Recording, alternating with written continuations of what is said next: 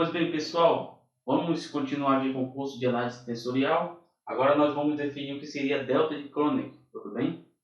Trata-se de um tensor a qual estabelece valores 0 e 1 de forma que a delta Ji é igual a 0 quando I for diferente de J. A delta é igual a 1 quando I for igual a J, certo? Veja, a delta de Kronecker ela tem a sua importância devido ao quê? Devido a estabelecer valores 0 e 1, certo? Lá na frente nós vamos observar que a ação do delta de Kronecker em qualquer relação indicial, ela anula um somatório e converte índices que podem ser, por exemplo, índices I em J, por exemplo, certo? Ou índices M em L, vai depender da conveniência ou da notação que você queira carregar como índice, tudo bem? Então, ela é muito fundamental para muitas operações. E vou logo adiantando para vocês que a delta de Kronecker ela está muito relacionada a produto interno entre as bases elementares, né? Possivelmente, as bases elementares podem, elas podem operar de maneira que as operações entre duas bases, por exemplo, podem reduzir a um tensor de ordem zero, certo? Ou parte dessa operação pode reduzir o tensor que está submetido a uma operação ali, né? A um produto interno, por exemplo, resultando ali numa delta de Kronecker, certo? Então, por mais que acreditamos ser muito simples, né? Quando I for igual a J, isso aqui é igual a 1. Quando I for diferente de J, isso aqui é igual a 0. Por mais que julgamos ser muito simples a definição da delta de Kronecker, mas ela é extremamente necessária para filtrar, certo? A ação de relações indiciais que a gente possa nos deparar, certo? Então, ela filtração, ela anula somatórios, certo? E converte índices de maneira bem natural, certo? Por que isso acontece? Por conta dessa propriedade aqui que julgamos ser muito simples, tudo bem? Então, pessoal, diante dessa propriedade, certo? Nós podemos definir de cara o que seria o quê? Uma matriz de identidade, né? Matriz identidade. Na verdade, nós podemos generalizar, né? Identidade. Ela é definida como? Vamos colocar aqui um I como matriz de identidade. Ela é definida pelo delta de Kronecker, certo? J, I, certo? Só que aí eu tenho que definir as bases, né? Então aqui eu vou expandir com uma base J, tensorial, base I. Tudo bem? Então, pessoal, vamos fazer esse exemplo, expandindo aqui a forma inicial de uma matriz de identidade, né? Para I de 1, 2, 3 e J 1, 2, 3, tudo bem? Certamente a gente vai ter uma matriz 3x3, né? Uma matriz de identidade, como a gente conhece, né? Onde os valores na sua diagonal principal são iguais a 1 e os outros valores, né? Os outros elementos da matriz são iguais a 0, tudo bem? Então vamos lá, vamos pensar aqui, expandido o I primeiramente, vai ficar delta 1 elementar J tensorial elementar 1 mais delta J 2 elementar J tensorial elementar 2 mais delta J 3 elementar J tensorial elementar 3. Tudo bem? Expande tudo, né? Em J igual a 1 nós temos 1 tensorial elementar 1 mais delta 2 tensorial elementar 2. Primeiro em 1, né? mais 3 elementar tensorial elementar 3. Tudo bem? Agora em 2. Tudo isso em 2. Vai ficar delta 2, 1 elementar 2 tensorial elementar 1 mais delta 2, 2 elementar 2 tensorial elementar 2, certo? Mais delta 2, 3 elementar 2 tensorial elementar 3, certo? Agora para J igual a 3, nós temos tudo lá em cima, nós temos aqui 3, 1 elementar 3 tensorial e 1 mais delta 3, 2 elementar 3 tensorial elementar 2, certo? Mais delta 3, 3 elementar 3 tensorial elementar 3. Tudo bem? Certo? Veja, eu fiz dessa forma porque, da mesma forma das aulas anteriores, já fica bem organizado para a gente definir na forma matricial, certo? Como é que fica na forma matricial? Nós temos o quê? Temos que o I, forma matricial, vou colocar bem aqui, tá? Vai ser o quê? Quem é que está na primeira linha e na primeira coluna? Esse elemento aqui, certo? Pode até observar na base, né? Vai ser o delta 1. Primeira linha, segunda coluna. Nós temos o quê? Nós temos delta 1, 2. Primeira linha, terceira coluna. Delta 1, 3. E assim por diante. Nós temos aqui delta 2, 1. Delta 2, 2. Delta 2, 3. E aqui nós temos terceira linha, primeira coluna. Delta 3, 1. Delta 3, 2. E delta 3, 3. Tudo bem? Da mesma forma como nós discutimos, nós podemos pensar também nas bases, né? Esse elemento aqui está na posição 1, 1. Esse outro, posição 1, 2. Posição 1, 3. E assim por diante. 2, 1, 2, 2, 2, 3, 3, 1, 3, 2, 3, 3. Certinho? Agora, por definição, nós temos o quê? Quando a delta, né? Quando os índices são iguais, a delta é igual a 1, certo? Quando os índices são diferentes, a delta é igual a 0. Então aqui eu tenho o valor igual a 1. Tudo bem? Primeiro elemento, a primeira linha da primeira coluna. Aqui eu tenho igual a 0, certo? Porque os índices são diferentes. Da mesma forma, aqui é igual a 0. 1 é diferente de 3. E assim por diante, né? Aqui é igual a 0. Aqui é igual a 1. Índices iguais, certo? Aqui igual a 0. Aqui igual a 0. Aqui igual a 0. Diferentes, né? E aqui índice igual. Tudo bem? Então, pessoal, nós temos aqui uma matriz identidade, certo? Que é uma matriz 3x3. Tudo bem? Se a gente expandisse de 1 a 2, nós teríamos identidade, né? No caso, a representação da matriz identidade, no caso, 2x2, certo? Como a gente expandiu de 1 a 3, nós temos uma matriz 3x3. Se a gente expandisse de 1 a 4, nós teríamos uma matriz identidade, né? 4x4 e assim por diante. Tá, pessoal?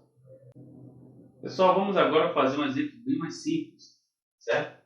Para a gente verificar o comportamento da delta de Kronecker, certo?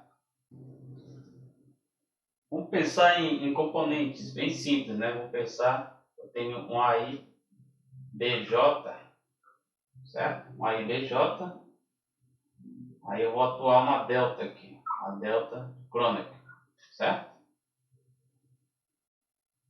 Vamos expandir essa delta de Kronecker, aliás, vamos expandir todos os somatórios, né? De 1 a 2 e J de 1 a 2. Vamos ver o que acontece. Então, expandindo aqui, eu tenho A1 BJ delta J1 mais A2 DJ delta J2. Tudo bem? Agora J igual a 2. J de 1 a 2. Desculpa. Vamos ver como é que fica. Isso aqui vai ser igual a... Vou colocar aqui. Igual. Vou fazer agora de azul. Vai ser igual a A1 BJ1 delta 1 mais A2B1 delta 2, certo? Expandi em 1, mais eu tenho o quê? Agora em 2, A1B2 delta 1 mais A2B2 delta 2. Tudo bem? Veja, agora vamos aplicar no caso a definição. Então eu tenho aqui que aí BJ delta JI, isso aqui é igual a quê? Aqui é 1, certo? Delta com índices iguais é igual a 1, então o que sobra? Sobra A1B1, tudo bem? Aqui é 0, certo? Esses componentes aqui são iguais a 0, então tudo é 0. Vou colocar aqui. Essa delta aqui também é igual a 0, vai embora. O que sobra vai ser o quê? Uma delta A2, B2, certo? Essa delta aqui é igual a 1, tudo bem? Veja, o que nós temos aqui? Nós temos um somatório bem simples, tá, pessoal? Aí, BJ, delta, JI. Então, isso aqui pode ser representado pelo quê? Por uma coisa bem simples, como AI, BI, certo? Onde I expande de 1 a 2. Nesse caso, a gente poderia fazer de 1 a 3, por exemplo. A gente ia ter o quê? A1, B1 mais A2, B2 mais A3, B3. Eu asseguro a vocês que a gente iria ter esse resultado, certo? Aí poderia representar esse resultado por essa quantidade de aqui. Tudo bem? Nota o seguinte: quando a delta age em somatórios, por exemplo, aqui no caso eu tenho somatório com a delta em J, eu tenho somatório com a delta em I. O que a delta faz? Eu vou logo adiantando para vocês. A delta, ela elimina o somatório e tudo que é I vira J. Ou tudo que é J vira I. De maneira que eu poderia definir o quê? Poderia utilizar a notação dessa forma, onde esse resultado poderia ser representado por AJ e J. De maneira que a delta age no somatório, elimina o somatório. Nesse caso aqui, tudo que é J virou I, certo? Né? Eliminou o somatório, tudo que é J virou I. Então, o resultado disso, certo? Me dá uma expansão bem mais simples. Foi o que eu falei para vocês. A delta, ela filtra a ação do tensor, por exemplo, ou a ação de um resultado, sei lá, de um produto tensorial ou de um produto interno, como a gente vai ver mais adiante, certo? Então, ou então de qualquer outro tipo de operação, certo? Se tiver delta, ela vai fazer isso, ela vai eliminar um somatório. Por que isso acontece? Por conta da definição dela, né? Aonde for diferente, é zero, certo?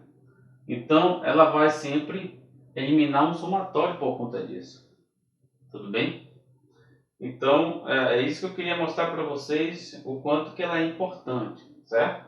Então, toda vez que ela agir sobre algum somatório, ela elimina o somatório, nesse caso aqui, ó, nesse caso aqui, ela eliminou o somatório em J, certo? E ficou somente o somatório em I, certo?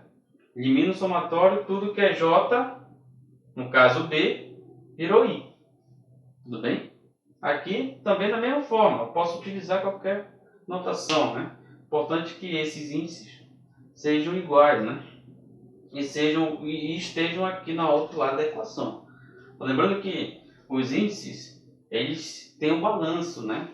Então, eles têm um balanço num lado da relação inicial e tem que balancear no outro lado, certo? Então, veja, tem o J em cima e o J embaixo, J em cima e J embaixo, um em cima e um embaixo, certo? Tudo bem? Que pode ser, a gente pode pensar em operações como se fossem unidades, certo? Então, aqui, possivelmente, está dividindo aqui, né? E aqui também está dividindo, mas e se organiza e se balanceia dentro da relação. Tudo bem? Então, pessoal, vamos seguir com um exemplo bem simples também. Vamos pensar que tem essa quantidade de componentes agora, com esses índices.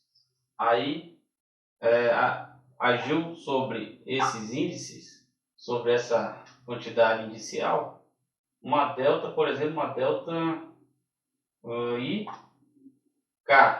certo? Uma delta IK. Como é que poderia ficar, né? Veja, eu poderia expandir tudo isso aqui, certo? Por exemplo, I igual a 1, 2, J, 1, 2, K, 1, 2, certo? E M, 1, 2. Aí eu iria verificar, certo? Aí eu iria verificar, né? Com certeza ia ser uma expansão atrás de expansão, ia ser bem complicado, certo? Aí eu ia ter um resultado gigantesco, vários deltas iriam cancelar, certo? Mas eu não vou fazer isso, né? Por quê? Porque dentro da propriedade também do delta, o que que ele faz? Ele mata o somatório e tudo que é K vira I ou tudo que é I vira K, certo? Então esse resultado aqui é necessariamente o quê? No caso eu não vou fazer isso, né? Esse resultado é necessariamente o quê? Tudo que é K vira I. Então mata o somatório, o delta some, tudo que é K, certo? Tudo que é K vira I, certo? DN. Então, basicamente, esse é o resultado, certo? Se a gente abrir toda a relação, expandindo o I de 1 a 2, o J de 1 a 2, o K de 1 a 2, o M de 1 a 2, nós iríamos ver que toda essa relação pode ser representada por uma coisa bem mais simples, certo?